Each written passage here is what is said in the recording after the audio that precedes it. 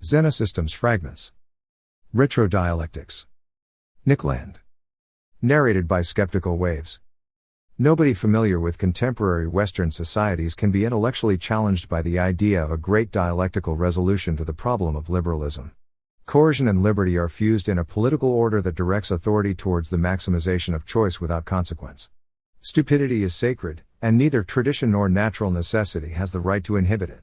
Preserving the freedom to fathom the limits of dysfunction in every direction is the primary social obligation, with the full resources of Leviathan behind it.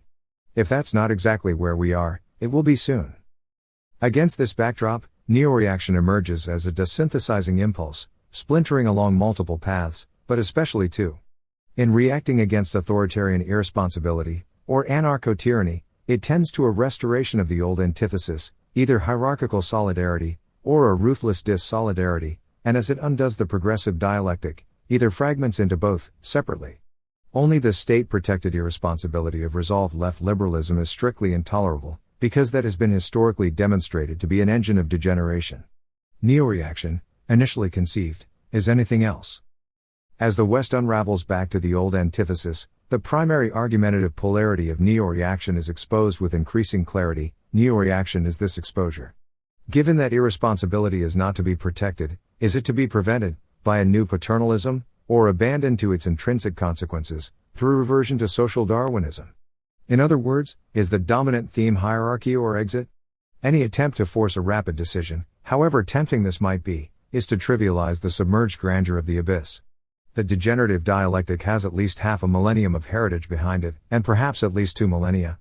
The old antithesis is far greater than either of its constituent options. When Moore Wright outlines its premises of reactionary thought, there can be no doubt which side of the antithesis is being promoted. It thereby declares that the left liberal synthesis is dead, establishing itself as the articulation of a neo-reactionary stance. Its partiality, however, is overt. Outside in advance as a counter-partiality. If failure is, eventually, no longer to be sustained, it either has to be prevented, or intensified. Neither stop it failing nor let it fail are remotely equivalent to let it continue failing forever, but neither are coercion and neglect commensurable to each other. The old antithesis is going to keep us on edge during 2014. If neo-reaction can even more explicitly be the unraveling, it will go far, but it will not obviously be one thing. The one thing is virtually dead. What comes next arrives in pieces.